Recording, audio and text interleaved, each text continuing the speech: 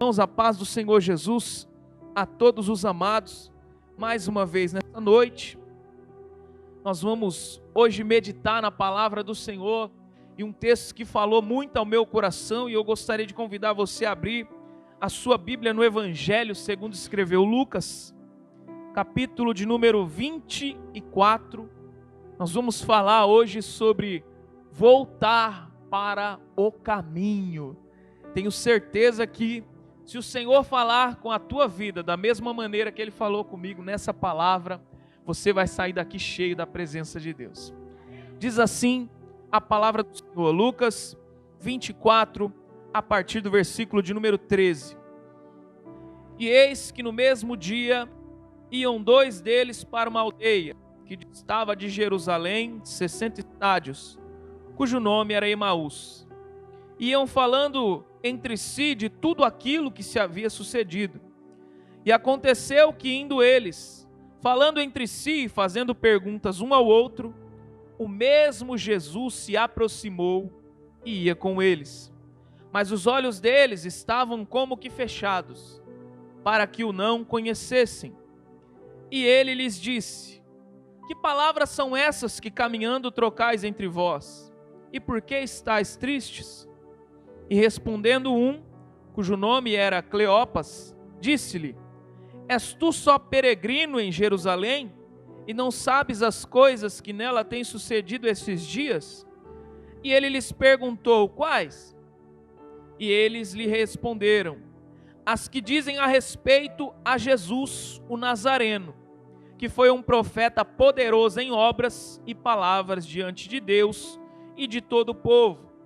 E como os principais dos sacerdotes e os nossos príncipes o entregaram à condenação de morte e o crucificaram, e nós esperávamos que fosse ele o que remisse Israel.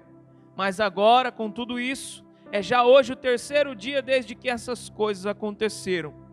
É verdade que também algumas mulheres dentre nós nos maravilharam, as quais de madrugada foram ao sepulcro, e não achando seu corpo, voltaram dizendo que também tinham visto uma visão de anjos, que dizem que ele vive. E alguns dos que estavam conosco foram ao sepulcro, e acharam ser assim como as mulheres haviam dito, porém não o viram. E ele lhes disse: ó nécios e tardos de coração, para crer tudo o que os profetas disseram. Porventura não convinha que o Cristo padecesse essas coisas e entrasse na sua glória? E começando por Moisés e todos os profetas, explicava-lhes o que dele se achava em todas as escrituras. E chegaram à aldeia para onde iam, e ele fez com que ia para mais longe. E eles o constrangeram, dizendo: fique conosco, porque já é tarde, e já declinou o dia. E entrou para ficar com eles. E aconteceu que, estando com eles à mesa, tomando o pão, o abençoou, e partiu e lhe o deu. E abriram-se-lhes então os olhos, e o conheceram, e ele desapareceu-lhes. E disseram um para o outro: porventura não ardia em nós o nosso coração, quando pelo caminho nos falava, e quando nos abria as escrituras? E na mesma hora, levantando-se, voltaram para Jerusalém, e acharam congregados os 11 e os que estavam com eles, os quais diziam: ressuscitou verdadeiramente o Senhor, e já apareceu a Simão. E ele lhes contaram o que lhes acontecera no caminho, e como deles foi conhecido no partir do pão. Até aqui oremos ao Senhor. Senhor Deus e Pai, eis aqui a Tua palavra, do qual o Senhor deseja falar aos nossos corações nessa noite.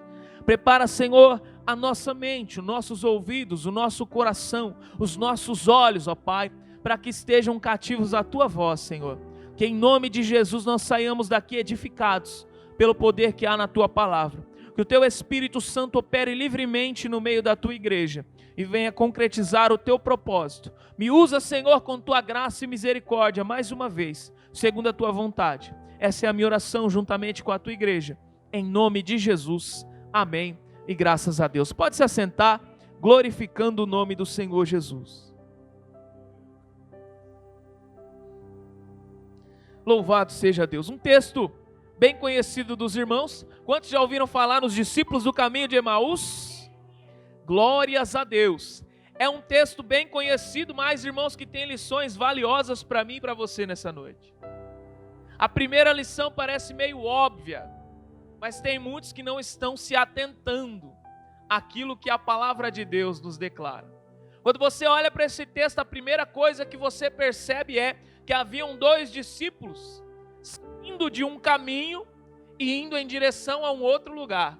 Saindo de um caminho e indo em direção a um outro propósito. Até então eles viviam em um propósito junto com Jesus. Eram discípulos de Jesus. Mas a partir do momento em que Jesus morre, a Bíblia declara que esses 2 discípulos, ouvindo falar das novidades, eles saem então do seu caminho e vão para um outro caminho. E a primeira lição que eu aprendo é: não saia do caminho que Deus preparou para a tua vida. Não saia. Tem muita gente que está saindo do caminho que Deus prepara, porque a situação é diferente daquilo que ela gostaria, que ele gostaria que fosse.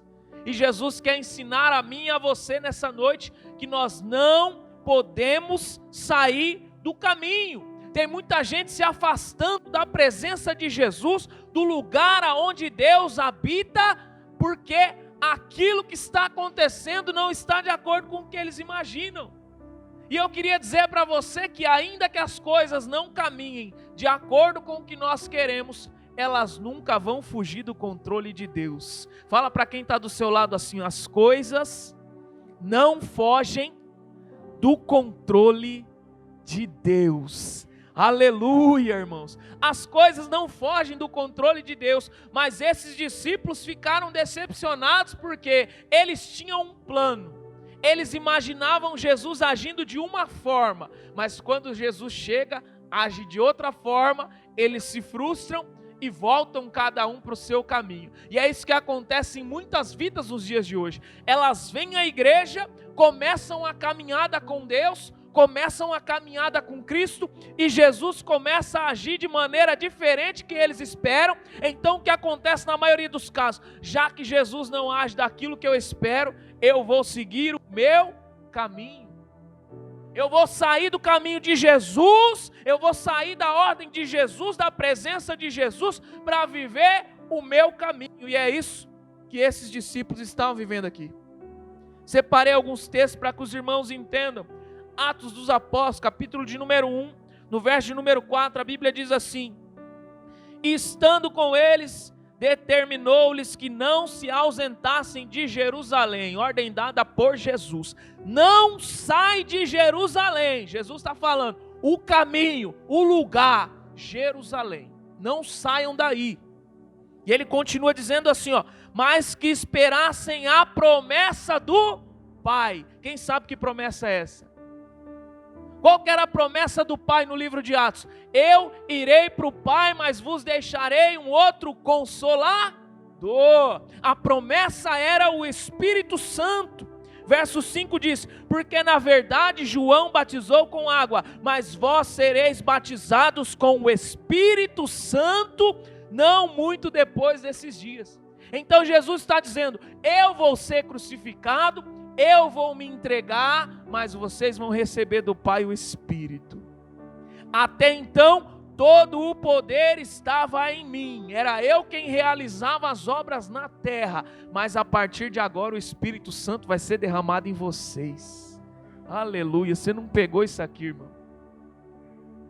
Irmã, você não pegou isso? Até agora era só Jesus que realizava milagre. A partir desse momento ele diz, todo o poder vai ser derramado em vocês.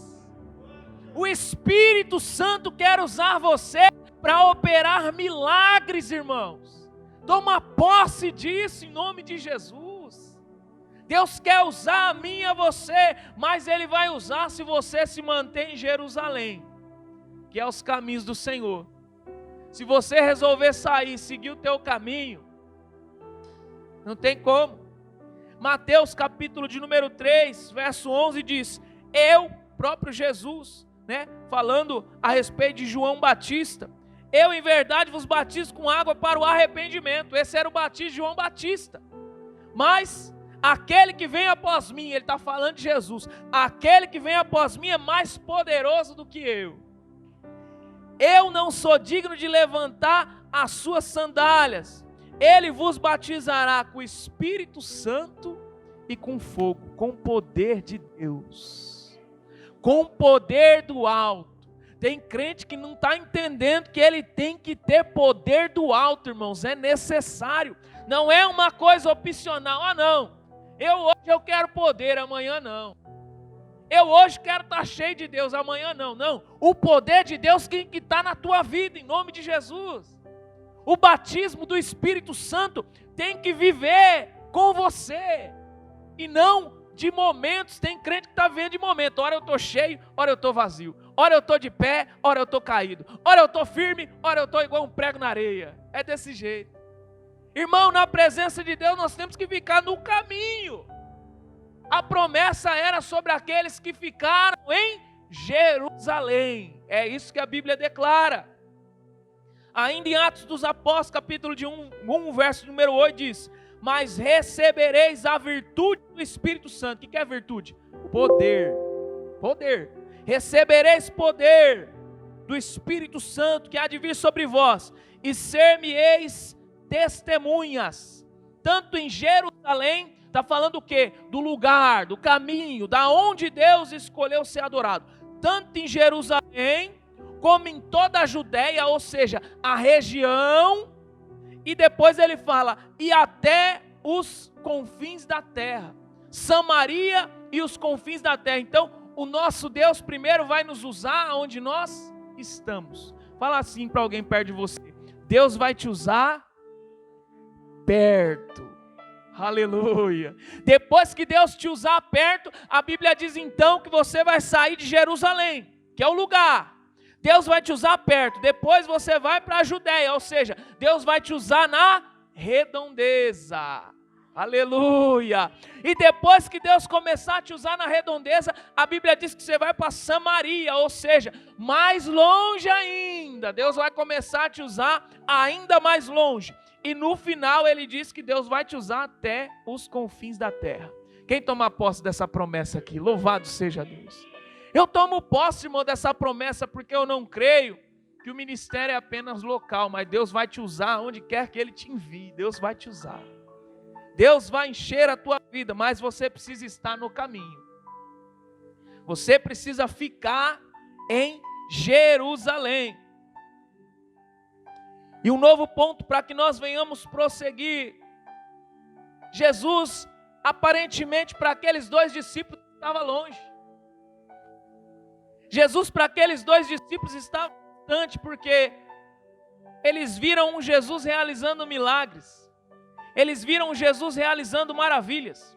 Eles viram Jesus operando com poder, mas então em poucos dias eles veem um Jesus entregue àqueles que seriam os seus condenadores. Eles veem um Jesus prostrado diante da crucificação. Eles veem uma condenação a um homem que não tinha nenhum pecado. E aqueles discípulos observavam em Jesus o libertador, o salvador, aquele que mudaria toda a situação de escravidão, de servidão diante dos inimigos. Mas então a Bíblia declara que aqueles dois discípulos, olhando para Jesus, o veem agora entregue, agora prostrado diante da morte e morte de cruz. E então toda a esperança que havia no coração daqueles homens vai embora.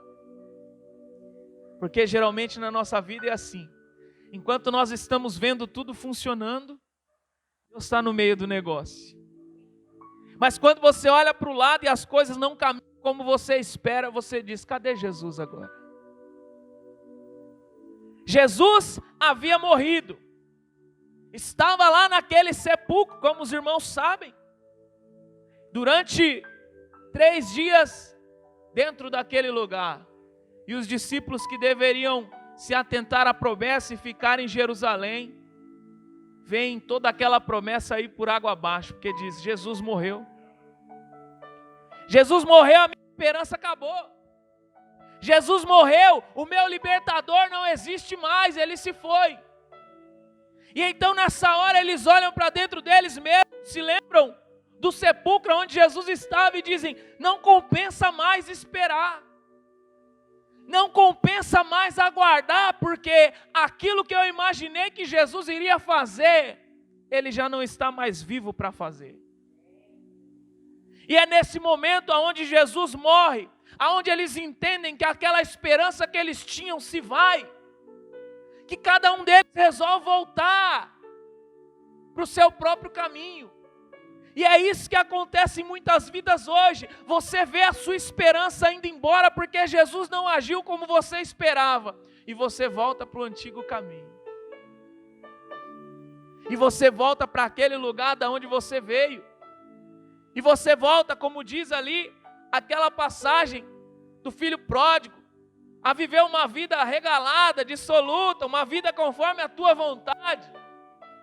Você sai do caminho do Senhor para escolher o teu caminho.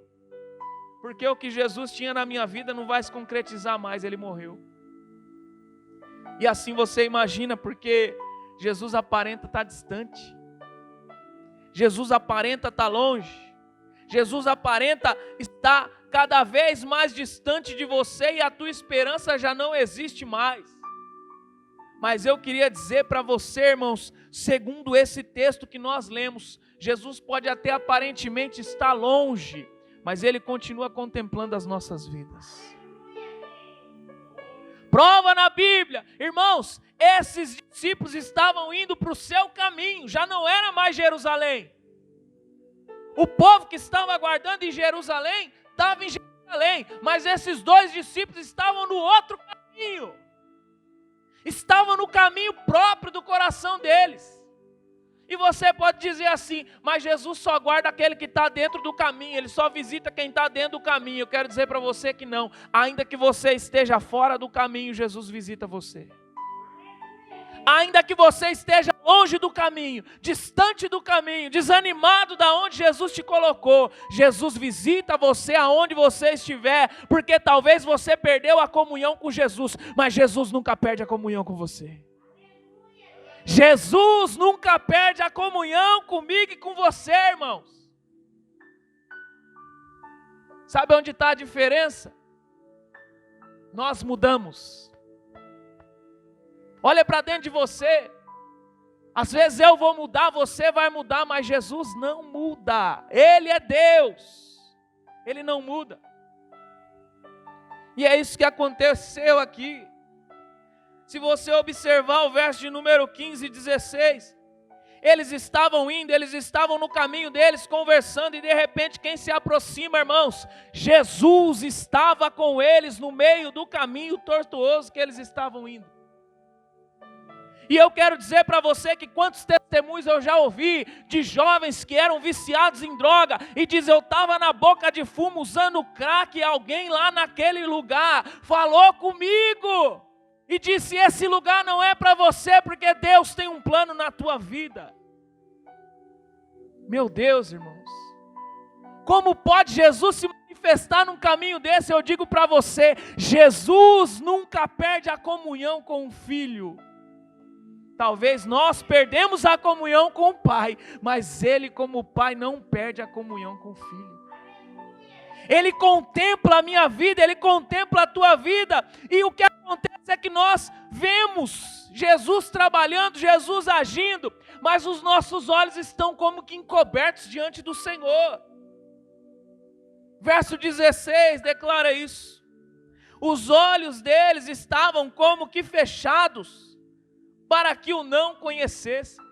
Tem muito crente dentro da igreja dessa forma hoje. Ele está andando com Jesus, Jesus está falando com ele, está mostrando o caminho, está direcionando, está ensinando, está trabalhando na vida dele, mas ele não consegue enxergar a mão de Deus trabalhando. Ele não consegue enxergar a mão de Deus o visitando. Ele não consegue enxergar que Deus tem um propósito na vida dele. Por quê? Porque os olhos estão tampados como escamas, irmãos. Os olhos estão tampados. Quantas vidas dentro da casa de Deus com os olhos tampados. E Jesus está dizendo: eu não perco a comunhão contigo, filho. Eu quero abrir e restaurar a tua visão, mas você precisa, a partir de hoje, fazer diferente. Voltar para o caminho. Voltar a estar no lugar aonde eu chamei você para estar. Será que nós não estamos dessa forma, irmãos? Será que nós não estamos dessa maneira aqui, com os olhos encobertos? Jesus não deixou de agir, Jesus continua trabalhando. Mas será que nós estamos com os olhos limpos para vermos a Jesus? Será que nós estamos preparados para vermos o Senhor? Verso 17, ele lhes disse: que palavras são essas que caminhando trocais? Do que vocês estão falando? Olha, Jesus, por que ele pergunta para os discípulos: do que vocês estão falando? Será que Jesus não sabia? Será que Jesus não conhecia a respeito do que eles estavam falando, que era dele mesmo? Mas Jesus faz questão de perguntar: o que vocês estão falando aí? O que vocês estão falando? Por que vocês estão tristes? E talvez você diz no seu coração: por que Jesus faz essa pergunta? Porque Ele sabe da tua atual situação, irmão. Ele sabe que fora do caminho não há alegria. Ele sabe que fora do caminho não há felicidade, não há plena paz, não há amor, não há harmonia, porque isso só acontece no caminho, irmão. É só no caminho que nós temos a plena paz e santo gozo, como diz o hino da harpa. Então ele começa a perguntar, e um daqueles dois homens diz: você é peregrino, você é viajante, você não sabe o que está acontecendo aqui? Nós estamos falando de Jesus, olha, eles falando para Jesus, de Jesus. Falando para Jesus, de Jesus, porque eles viam Jesus, mas não o reconheciam. E é isso que acontece com muito crente hoje. Ele vê Jesus operando, mas não reconhece que é Deus. Fala assim: não, aquilo ali é o pastor que está fazendo, aquilo ali é a irmã que está fazendo, é o irmão que está fazendo. Não, irmão, é Jesus que está fazendo. É Ele que está operando, é Ele que está agindo, porque nós somos apenas a voz que Ele usa. Se sinta usado por Deus. Se sinta usado pelo Espírito Santo, irmão. Porque quando nós olhamos para esse texto, nós vemos Cleopas. Cleopas era um homem que era discípulo, mas estava entristecido, estava desanimado, estava pensando em desistir. E Jesus pergunta, e ele começa a falar a respeito dos caminhos. Aonde ele diz: foi um profeta poderoso em obras e em palavras diante de Deus e de todo o povo. Ele testemunhou a Jesus para o próprio Jesus. Como os principais dos sacerdotes, os nossos príncipes entregaram a condenação de morte e o crucificaram. E aqui vem o ponto, irmãos, que fez com que esses dois discípulos viessem a desanimar. Ó. E nós esperávamos que fosse ele que remisse Israel. No verso 21. A expectativa deles era essa. Mas agora, com tudo isso, é já hoje o terceiro dia desde que essas coisas aconteceram. Já passou 3 dias. Jesus morreu. A esperança acabou. Então eu vou voltar para o meu caminho. Essa foi a decisão que esses homens tomaram. Mas eu queria dizer para você que Jesus vê a tua tristeza. Jesus vê a tua dor, Jesus vê esse aperto no seu peito, no seu coração. Jesus contempla porque Cleopas estava naquela situação, trilhando aquele caminho ruim. Mas Jesus olhou para Cleopas, assim como Ele olha para mim e olha para você e diz: eu conheço a tua causa. Eu conheço a tua vida, eu conheço a tua situação. Então não importa a maneira, irmão, que você imaginou que Deus ia agir. Não importa a maneira que você imaginou que Deus iria realizar alguma coisa. O que realmente importa é que ainda que eu não saiba a maneira, Ele está trabalhando, aleluia. Ele está agindo, Ele está movendo, Ele está trabalhando, Ele está realizando aquilo que eu não posso fazer, você não pode fazer, mas Ele é todo poderoso, aleluia. A palavra diz que Ele é poderoso para fazer infinitamente mais, irmãos, que tudo aquilo que nós possamos pedir ou pensar, segundo a sua vontade. Ele percebe a tristeza nesses discípulos. Ele percebe que tudo na vida deles não aconteceu conforme ele esperava. Assim como quando você olha para a igreja e fala, meu Deus, eu queria que tivesse mais gente, eu queria que tivesse isso, eu queria que tivesse aquilo, eu queria que Deus agisse dessa forma, eu queria que Deus realizasse assim, mas eu quero dizer para você, Deus está trabalhando do jeito dele, irmãos. É da maneira dele, não é da minha. Se fosse da minha maneira, esse lugar estava cheio de gente, tinha um monte de instrumento aqui nesse altar, um monte de obreiro adorando ao Senhor, isso é a minha maneira. Mas às vezes Deus quer usar de forma simples e humilde as nossas vidas, para transformar outras vidas, que Ele mesmo vai enviar. Ele mesmo vai mandar, não vai ser preciso nós fazermos nada. O Senhor quem faz a obra. Então não fica abalado se Deus operar de maneira diferente. Espera, apenas continua caminhando, apenas continua trabalhando. Verso 22 fala sobre os sinais, aonde as mulheres foram até o sepulcro de Jesus. Falaram assim, não tem mais corpo. Aleluia, não tem mais corpo lá. Foram até o sepulcro de Jesus e não viram mais corpo lá, irmãos. E assim é quando nós entendemos que as promessas de Deus se cumprem. Nós confiamos que aquilo que o Senhor prometeu, Ele vai cumprir. A palavra de Deus diz que depois de terceiro dia, Ele seria ressurreto. E mesmo aqueles discípulos ouvindo essa promessa, antes da ressurreição, eles não confiaram. Assim como tem muitos na igreja hoje que recebem uma promessa de Deus e não aguardam o tempo para que a promessa se concretize. Ainda assim, antes de aguardar o tempo, preferem seguir os seus próprios caminhos e não confiar nas promessas de Deus. Mas eu queria dizer para você que só recebe promessa aquele que confia e espera. Deus está dizendo para algumas pessoas aqui, você precisa aprender a confiar e esperar, porque eu vou realizar as promessas na tua vida, mas é no meu tempo. É no meu tempo, é conforme a minha vontade. Porque da mesma maneira que aquelas mulheres foram e viram um sepulcro vazio, Jesus estava tentando trazer esperança ao coração daqueles que criaram uma expectativa. E aí, Jesus, terceiro dia, o que está acontecendo? As mulheres chegam no sepulcro e os anjos dizem, por que procura em meio àqueles que estão mortos alguém que vive? Aleluia, Jesus. Porque você procura no meio dos mortos aquele que vive. E assim o Senhor tem dito sobre algumas promessas nessa noite.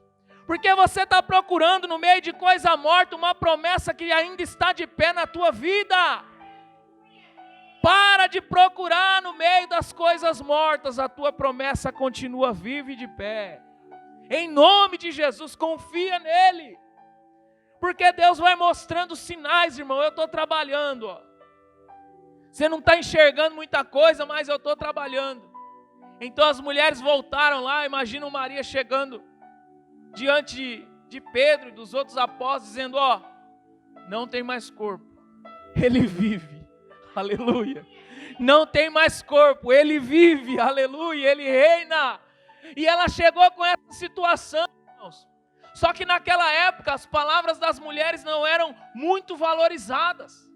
O evangelho era muito machista, vamos dizer assim. Então, a palavra da mulher não tinha muito crédito. E quando eles ouvem falar sobre isso, eles começam a se indagar. Mas como assim? Ele vive. Mas como assim? Ele está vivo, não tem mais corpo. Como assim? Não há mais a pedra, ele está livre. E naquele momento, Pedro já sai na frente de forma impetuosa, como os irmãos conhecem que Pedro era, e vai até o sepulcro, irmãos. Pedro chega no sepulcro, e os irmãos conhecem a história, que quando ele chega, ele vê um lenço sobre aquele lugar onde estava o corpo de Jesus, e esse lenço estava dobrado, aleluia, glória. Irmãos, aquilo representava um sinal tremendo de Deus. Se você pegar a tradição, a história judaica, a Bíblia vai dizer ali, algumas coisas sobre a história judaica. E uma das coisas que os historiadores dizem é que quando um lenço, alguém que ia fazer uma refeição deixava um lenço amassado, quando ele estava amassado significava que estava encerrada a refeição. Eles pegavam um pano e amassavam o pano. Se o pano estivesse amassado, significava que a refeição estava encerrada. Mas quando eles pegavam ali aquele guardanapo e ele estava dobrado bonitinho, certinho, significava para aqueles que estavam servindo que a refeição ainda não acabou. Eles às vezes iriam ao banheiro ou a algum lugar, mas iriam voltar. Esse era o significado. O lenço amassado era o fim da refeição. O lenço dobrado era sair, mas vou voltar. Então Pedro vai em direção ao sepulcro, e quando Pedro chega lá, e ele começa a contemplar onde estava o corpo de Jesus, havia um lenço que cobriu todo o seu corpo, os irmãos conhecem. E quando eles olham para o lenço, eles veem o lenço dobradinho, eles veem o lenço certinho, não havia nenhum amassado. E Jesus estava dizendo de forma espiritual para Pedro: eu estou indo, mas eu vou voltar. Aleluia. Eu estou indo, mas eu vou voltar. Irmãos, as promessas de Jesus se cumprem, mas nós temos que aprender a discernir de forma espiritual e enxergar os sinais de Deus. As mulheres comprovavam, Pedro comprovou, e isso só serviu de esperança para os corações daqueles homens. No verso de número 25, o próprio Jesus diz: honestos e tardos de coração para crer tudo que os profetas disseram, ou seja, eles já haviam profetizado. 26, porventura não convinha que o Cristo padecesse essas coisas e entrasse na sua glória. E o 27, ele começa por Moisés e todos os profetas explicar o que dele se achava nas Escrituras. Então Jesus vem falando, profeta Isaías falou ao meu respeito, profeta Jeremias falou ao meu respeito, e veio falando profeta a profeta que apontavam para Cristo, dizendo: vocês não entendem, tudo isso era necessário, estava escrito já, teria que acontecer, não tem como evitar. E então falou para eles: vocês precisam estar atentos aos sinais, vocês precisam estar atentos, porque eu tenho reafirmado a promessa na vida de vocês, mas vocês não estão percebendo. De forma clara, irmãos, eu não sei o que você deseja ouvir da boca de Deus. Eu não sei o que você anseia ouvir, porque os profetas têm falado aqui nesse lugar. Os profetas têm entregado as mensagens de Deus para você. Eu não sei a maneira que você vai falar, mas eu sei de uma coisa: Deus está falando. E cabe a mim e a você acreditar, confiar e aplicar aquilo que Deus tem nas nossas vidas. Porque aqui, quando nós olhamos, Jesus, ele está fazendo o quê? Reafirmando a promessa. E o que ele está fazendo na minha vida hoje? Ele está dizendo para mim que ainda que na minha vida as promessas pareçam ter se encerrado, elas continuam de pé. Ele está dizendo para mim que ainda que o meu caminho seja tortuoso, ainda que eu esteja fora, Ele tem poder de me trazer de volta, só depende de mim mesmo. Então, quando nós olhamos para esse texto, a partir do versículo 28, a Bíblia diz que eles chegaram em uma aldeia, eles chegaram em um lugar, aonde eles estavam indo, que era o seu caminho, era o caminho que eles queriam trilhar. E eles chegam nesse lugar. E o verso 29 diz: e eles o constrangeram, dizendo: fica conosco, porque já é tarde, e já declinou o dia. E entrou para ficar com eles. E isso aqui quebra por terra, irmãos, aquelas pessoas que dizem: não, mas Deus, Ele vai entrar em um caminho tortuoso, em um caminho contrário, em um caminho onde Ele não se agrada. Irmãos, aqueles discípulos seguiram o caminho deles, entraram onde eles queriam entrar, e Jesus entrou lá junto com eles. Então eu tenho para te dizer que não importa o caminho, Jesus entra lá para te tirar de lá. Jesus não entra lá para ficar lá com você, Ele entra lá para te tirar de lá. Se preciso for, Ele entra na boca de fumo e te tira de lá. Se preciso for, Ele entra lá no agiota e arranca você de lá. Se preciso for, Ele entra lá naquele bar e arranca você de lá. Ele entra no meio do lugar onde você está fazendo algo errado e te tira de lá, porque Ele é Deus. E naquele lugar, Jesus tem comunhão com eles. A Bíblia diz no verso 30, estando com eles à mesa, tomando o pão, abençoou, partiu e lhes deu. Jesus mantém a comunhão comigo e com você, não importa o lugar onde nós estamos. Tem gente que diz assim, mas lá na minha casa parece que eu não tenho comunhão com Deus, eu não sinto a presença igual, eu não sou visitado igual. É só você buscar igual, querido. É só você clamar igual, é só você orar igual. Mas na igreja, presença, na igreja B não tem, não. A presença é Ele que proporciona para quem busca. Não é que não tem a presença, é que nós não buscamos. Não é que não existe a presença, que Deus não trabalha, que Deus não faz. A diferença está na forma como eu me entrego a Ele. Será que eu estou dando tudo de mim na adoração? Estou dando tudo de mim na oração, nos louvores? Estou atento à voz de Deus na palavra? Ou estou esperando que alguém faça algo que eu preciso fazer? Pastor não tem poder de converter ovelha. Não tem. Pastor não tem poder de trazer ovelha de fora para dentro. Não tem. Quem envia é Deus. Quem faz é Deus. Nós só somos instrumento de Deus. Nós só deixamos Deus nos usar. Mas a unção, o poder, o derramar é para aquele que está no caminho. Não pode sair do caminho e achar que vai ter poder. Sair do caminho e achar que vai ter unção. Sair do caminho e achar que Deus vai derramar. Não, Deus derrama no caminho. E é por isso que Ele vai aonde você está, para tirar você do teu caminho e te mandar de volta para o caminho dele. É isso que o texto está dizendo.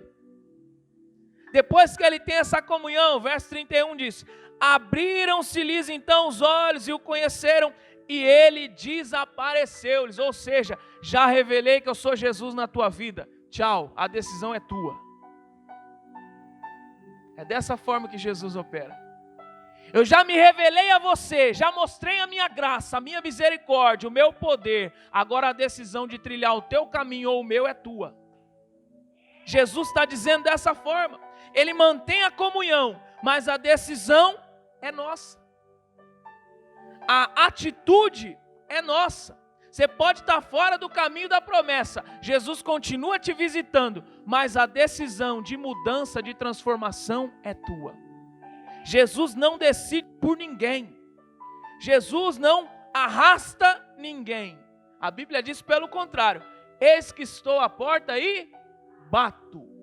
Se alguém ouvir a minha voz, Jesus está falando, se alguém ouvir a minha voz e abrir a porta, ou seja, Jesus não arromba a porta de ninguém. Jesus aguarda que eu e você abramos a porta. E tem muito crente que não consegue mais abrir a porta do coração. O coração endurecido, o coração apedrejado. E o crente não consegue abrir a porta. Deus está querendo trabalhar no nosso coração, mas nós temos que abrir a porta. E essa porta não é o pastor que abre, não é Jesus quem abre, sou eu. Bata no peito e diz assim: a porta do meu coração, sou eu que abro. É dessa forma que Jesus opera. E então no verso de número 32, que é o verso que me fez dar o tema a essa palavra, diz, e disseram um para o outro, depois que Jesus vai embora, porventura não ardia em nós o nosso coração, meu Deus, porventura não ardia em nós o nosso coração, quando pelo caminho nos falava e quando nos abria as Escrituras. Irmãos, eles estavam andando com Jesus, eles estavam indo para um caminho tortuoso, mas com Jesus. E no meio daquele caminho tortuoso, Jesus ficou falando sobre a palavra com eles. Jesus ficou citando a palavra para eles, porque é a palavra que tem poder de cura, de libertação, de transformação, de restauração. É através da palavra que nos é agregada a fé. A fé vem pelo ouvir e ouvir a palavra de Deus. E então, eles estavam num caminho tortuoso. Sabe o que Jesus fez para mudar o caminho deles? Foi andando junto com eles pelo caminho tortuoso e pregando a palavra. Aleluia, Jesus. O que vai mudar a minha vida e a tua não é achismo. O que vai mudar a minha vida e a tua não é uma luz diferente. O que vai mudar a minha vida e a tua não é um terno novo. O que vai realmente mudar a minha vida e a tua é nós pregarmos a palavra de Jesus. É só dessa maneira que nós vamos ser mudados e transformados, porque enquanto Jesus pregava, no coração daqueles homens ardia o desejo de ouvir a palavra. Tem muito crente que perdeu essa vontade. Eu não quero mais. Esse sermão está muito longo. Não tem como o pastor dar uma diminuída aí. Esse sermão está muito comprido. Está como aquele jovem Eutico, né? Que Paulo estava pregando lá, ele está ali na janela cochilando, de repente cai, morre, e o servo de Deus ainda vai lá ressuscitar, né? Tem muito crente que está dessa forma. Está ali quase dormindo, ali no culto ali, caiu da janela lá, você tem que ir lá ressuscitar ainda. Ô irmão, fica de pé, fica firme, né? Espiritualmente morto. E você fica ali, ó. Em nome de Jesus, levanta, vamos viver, vamos para cima, vamos, né? Você incentiva, irmão. Mas a decisão depende de nós, da pessoa. Não é Jesus que decide por ninguém. Pode ver que os discípulos dizem: não arde em nós o nosso coração. A função de Jesus era pregar. Agora no coração deles havia desejo de ouvir, dizer: eu quero mais de Deus. Eu quero mais dessa palavra. E o poder que a palavra tem também é de reafirmar as promessas, irmãos.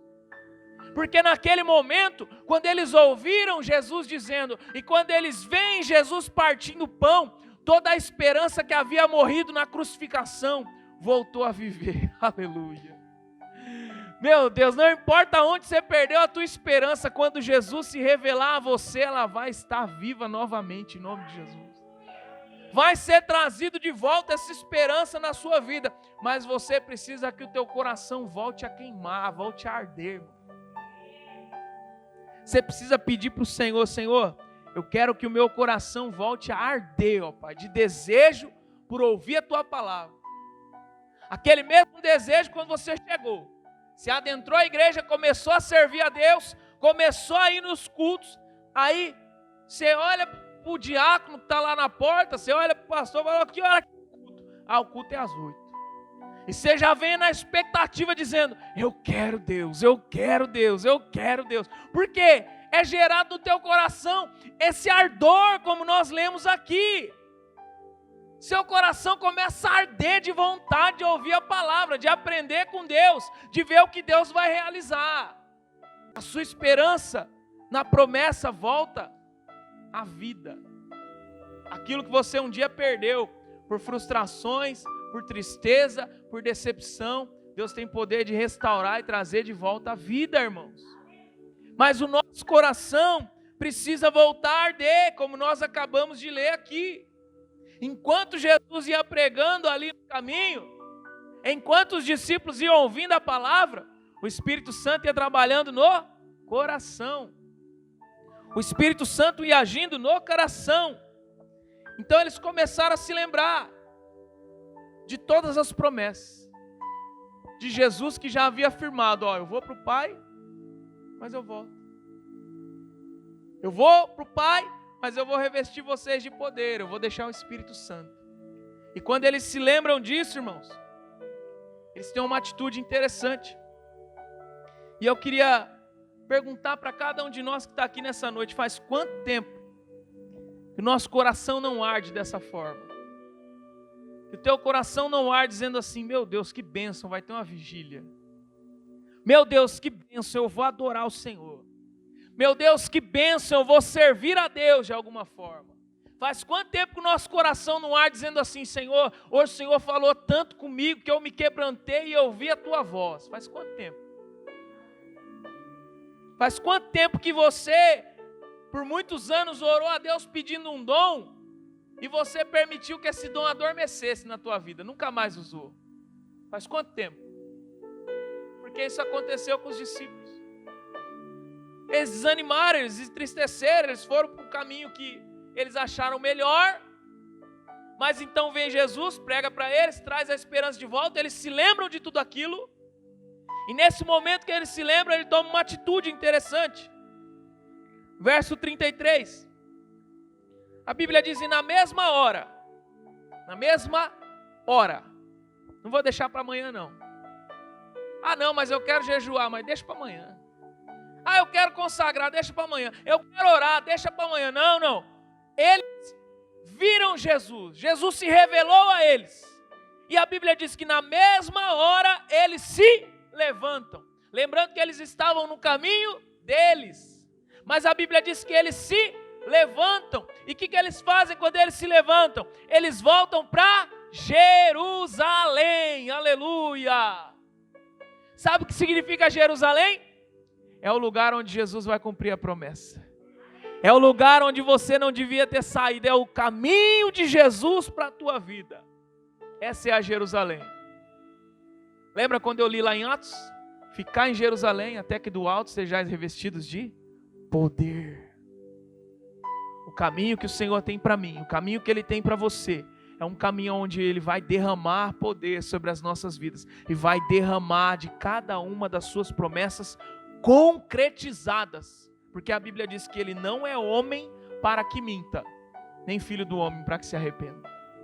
Eu não sei qual é a promessa que está adormecida, ou que está morta dentro do seu coração, mas eu sei que Jesus tem poder de ainda trazer essa promessa de volta, e fazer com que ela se cumpra em nome de Jesus.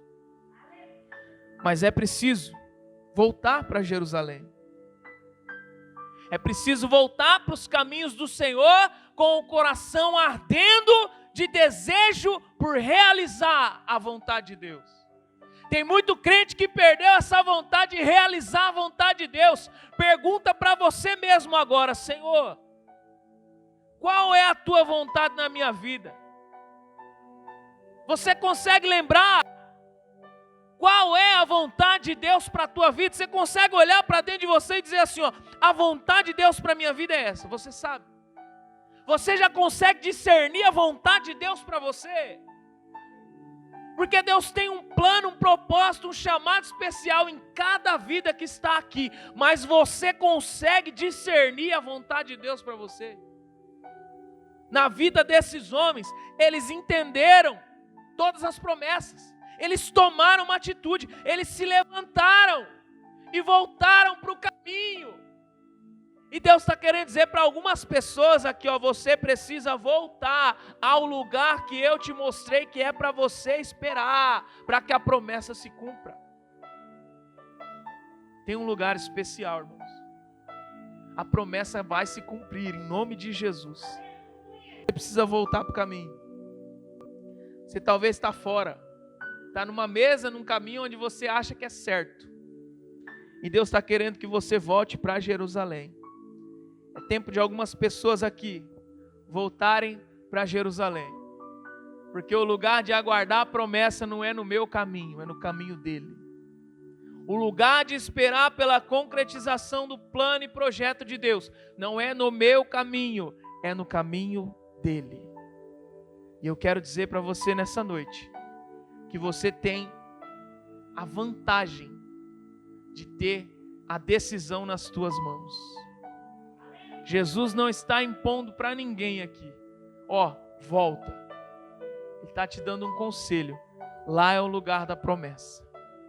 Lá é o lugar de que eu vou realizar aquilo que eu te prometi.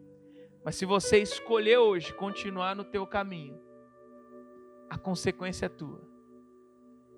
Coloco diante de ti a bênção e a maldição. Escolhe, pois, a bênção. Assim diz o Senhor.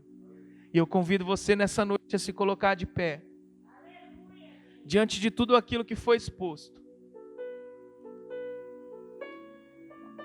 Você sabe em que caminho você está. Literalmente você conhece o caminho que você está trilhando. O caminho que o Senhor tem para ti. Ou um caminho que você mesmo deseja trilhar para você. Nós ouvimos nessa noite que a atitude deve partir de nós. Que nos levantar e voltar é justamente aquilo que o Senhor espera de nós, mas Ele espera que nós tomemos a atitude. Ele não impõe.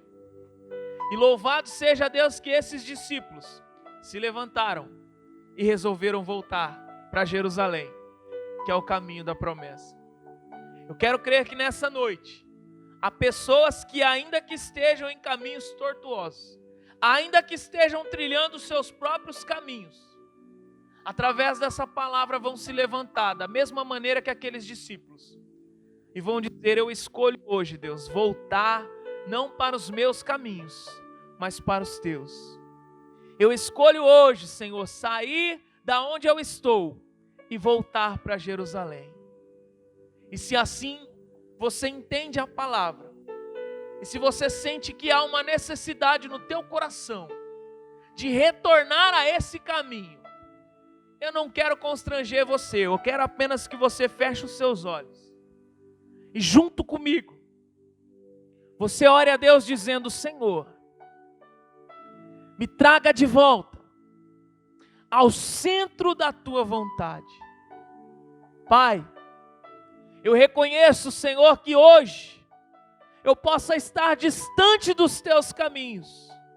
Eu posso estar, ó Pai, trilhando os meus caminhos, os meus planos, realizando os meus propósitos. Mas nessa noite eu reconheço, Senhor, que apenas em Jerusalém, ó Pai, que apenas no caminho do Senhor é que a promessa vai se concretizar. E, ó Deus, no nome de Jesus eu oro, Pai, sobre a tua igreja. Que o Senhor possa trazer de volta, Pai, não importa o caminho do qual o teu povo esteja, Senhor. Traz de volta a Jerusalém hoje, ó Pai. Senhor, dê forças, dê condições para que esse teu filho, para que essa tua filha se levante. Porque nós sabemos que muitas vezes o inimigo fica ao derredor, bramando, para que possa encontrar alguém e tragar essa vida. Mas eu repreendo desde já todo o agir contrário do inimigo sobre a tua igreja. Ainda que por um tempo o inimigo tenha lançado desânimo, tenha lançado a tristeza, a frustração, ainda que por um tempo a maneira que Deus tem agido tenha feito com que muitos se entristeçam e se afastem, que hoje, ó Pai, em nome de Jesus, o Senhor esteja trazendo, Senhor, a consciência desses irmãos, que talvez os olhos deles mesmos estejam encobertos, e que o Senhor se revele a eles, ó Pai, da mesma maneira, Senhor, que se revelou a nós e àqueles discípulos, ó Deus. Libera, Senhor, o teu povo. Liberta eles, ó Pai, de toda a prisão, toda a amarra do inimigo, toda a tristeza, todo o sentimento, ó Pai. Senhor, que promessas do Senhor se cumpram em cada vida. E que eles sejam livres, ó Pai, para voltar ao centro da tua vontade. Senhor, que todos os dons adormecidos, ó Pai, possam voltar a ser usados em nome de Jesus. Que todas as orações do teu povo possam voltar a ser com fervor, ó Pai. Possam voltar a acontecer com ânimo, Senhor. Que o coração volte a arder ao ouvir a tua palavra, Senhor. Que essa palavra traga fé, edifique, ó Pai. Liberte, cure, Senhor. E que no meio da tua igreja haja poder, ó Pai. Assim como a tua promessa que o Senhor derramaria poder.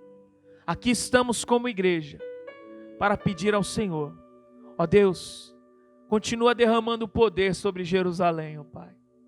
Continua derramando a unção, a graça e a manifestação da tua glória sobre as nossas vidas, para que a cada culto possamos, ó Pai, entender que é o Senhor quem continua falando conosco.